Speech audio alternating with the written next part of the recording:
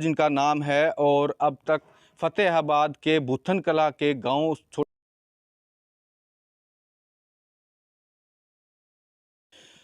फतेहाबाद के आज ऐसे शख्स से आज हम आपको मिलवाने जा रहे हैं जो कि इंटरनेशनल स्विमर है और सुरेंद्र ढक्का जिनका नाम है और अब तक फतेहाबाद के बुथन कला के गांव छोटे से गांव में ये रहते हैं और पूरे करीब आधा दर्जन से ज़्यादा देशों के अंदर अब वो स्विमिंग कर चुके हैं। उनके दोनों पैर भी नहीं हैं। कहते हैं कि दिव्यांगता किसी की मोहताज नहीं। खुद सुरेंद्र ढाका ये इस अपनी दिव्यांगता को पीछे छोड़कर उन्होंने अपनी स्विमिंग की जो गेम है उसको आगे बढ़ाया और आज कई ऐसे इंटरनेशनल लेवल पर वो खेल चुके हैं, गेम कर चुके हैं, स्विमिंग कर चुके हैं और आज हम उनसे आप मिलवाएंगे क्योंकि पैर न होने के बाद भी इंटरनेशनल लेवल पर आधा दर्जन से ज़्यादा देशों में स्विमिंग करना एक बहुत बड़ी बात है। आज हम उनसे मिलवाएंगे, उनसे जानने की कोशिश करेंगे कि आखिर उन्हें तैराकी कहाँ से सीखी, कैसे सीखी और कहाँ कहाँ अब तक खेल चुके हैं। जी बताइए सुरेंद्र जी कि अब तक आप तैराकी जो स्विमिंग की है कहाँ से शुरू किया आपने और कहाँ कहाँ अब तक खेल चुके? मैंने तैराकी अपने गांव के जोड़ से स्टार्ट की थी और उसके बाद हम डेरे से चले गए। डेरे में स्विमिंग पूल है 50 मीटर का पूरा, वहां से हमने तैराकी स्टार्ट करी थी। अब तक मैं 8 देशों में खेल चुका हूं। पहले गया था रूस 2014 में, उसके बाद चले गया था कनाडा 2022 में और अब उज़्बेकिस्तान में मैंने गोल्ड प्राप्त किया है उसमें एशियन चैम्पियनशिप में, जो कि पूरे एशिया में मेरा गोल्ड है। तो आपके दोनों पैर भी ये जो हैं कब से काम नहीं करते या बचपन से ही ऐसे आपके पैर हैं? मेरे पैर बचपन से ही ऐसे हैं। बाद में मैं ट्रैक्टर पे चढ़ गया था, वो बेल्ट के आने के बाद चोट ज़्यादा लग गई थी। तो अब जिस प्रकार से आपके पैर नहीं है और उसके बाद इतना जो आप जज्बा रखते हैं कि इतने देशों के अंदर अब तक आप अपनी गेम कर चुके हैं, स्विमिंग कर चुके हैं, तो इतना जज्बा कहाँ से पैदा होता है? जज्बा सभी गाँववासियों से और अब बड़े बुजुर्गों से और अब जैसे भाइयों से जज्बा मिलता है। उसके बाद अंदर जज्बा होना चाहिए कि उस करने का, जो अंदर जज्बा होगा तो हम कुछ कर पाएंगे। तो इस छोटे से गांव से आप निकले हैं तो किस तरह की आपने जो इस गेम को करने में कोई ऐसी कठिनाइयां झेली हो या लोगों ने भी आपको अप्रिशिएट किया हो? इसमें बहुत कठिनाइयाँ आई हैं। ठंडे पानी में पैरों को सूजन आ जाती है, सो जाते हैं, ठंडे पानी में रह जाते हैं पैर, बहुत कठिनाई आती हैं।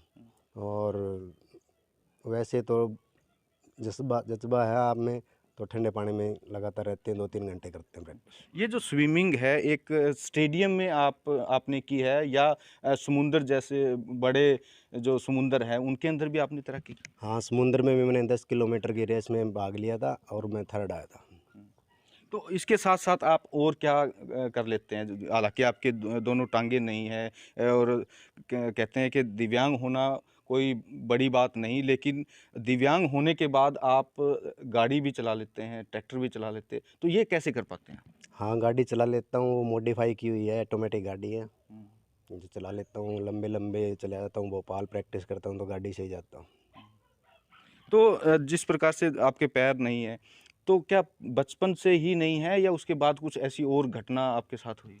ये बचपन से नहीं है पैर, और फिर ट्रैक्टर के और बेल्ट में जो पैर आने से ना टूट गए थे, तो राड डली हुई है पैरों में।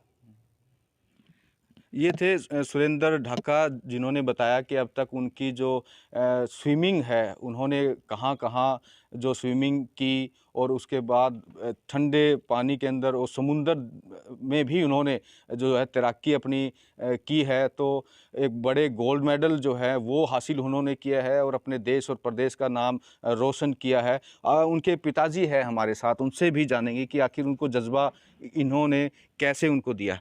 ये बताइए कहाँ ये खेलने थे और कैसे इनको ये जज्बा मिला? ये शुरू के माते अपने गांव में जोड़ होता है ना, जोड़ में ये प्रैक्टिस करता। ये छोटा था तो इसका पोलियो हो गया था पैरों में, और फिर ट्रैक्टर में स्प्रे करने वाला ऊपर चढ़ने लगे, भी बेल्ट में आ गया, फिर इसके राड रूड भी गल रही है। वैसे होशियार बहुत है, बहुत कठिन काम करा है, दिल भी है, समुद्रा में बीजा है और खेल करे है और रोशन करे है। गांव का नाम भी रोशन कर रखे है। हमारा तो होना ही ऐसा गया भाई, पैर को नहीं इतनी इतनी मेहनत करे है।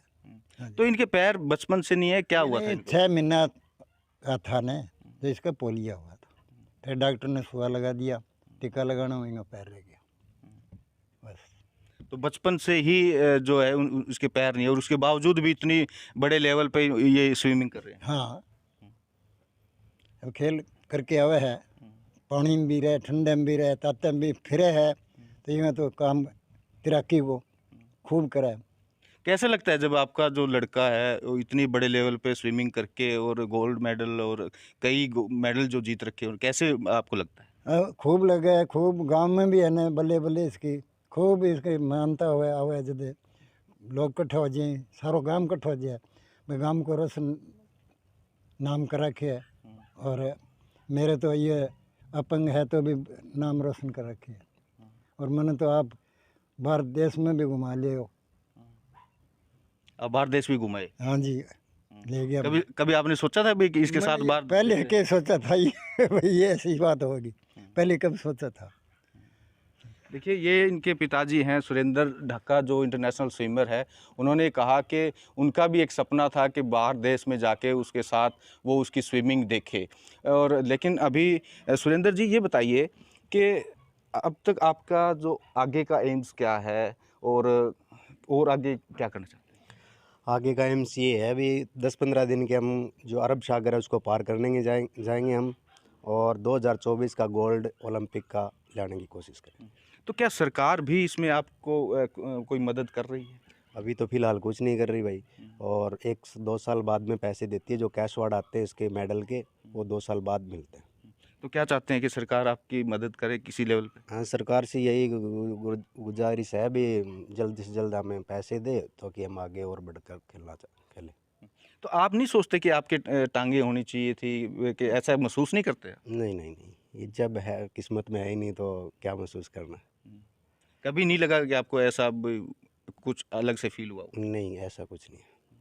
देखिए, ये थे सुरेंद्र ढाका, इंटरनेशनल स्विमर, जो पैरों से बिल्कुल दिव्यांग है और उसके बाद बड़े लेवल पे कई देशों के अंदर इंटरनेशनल स्विमिंग चैम्पियनशिप है उनमें हिस्सा ले चुके हैं। उन्होंने कहा कि उनके पैर नहीं है, उसके बावजूद भी वो बड़े से बड़े मुकाम को हासिल करने की इच्छा रखते हैं। और अभी उन्होंने कहा कि आगे भी अरब सागर को जो है वो पार ये करेंगे, और आगे सरकार से भी उन्होंने कहा कि जो सरकार भी उसकी मदद करे। न्यूज़ 18 हरियाणा के लिए फतेहाबाद से जसपाल सिंह।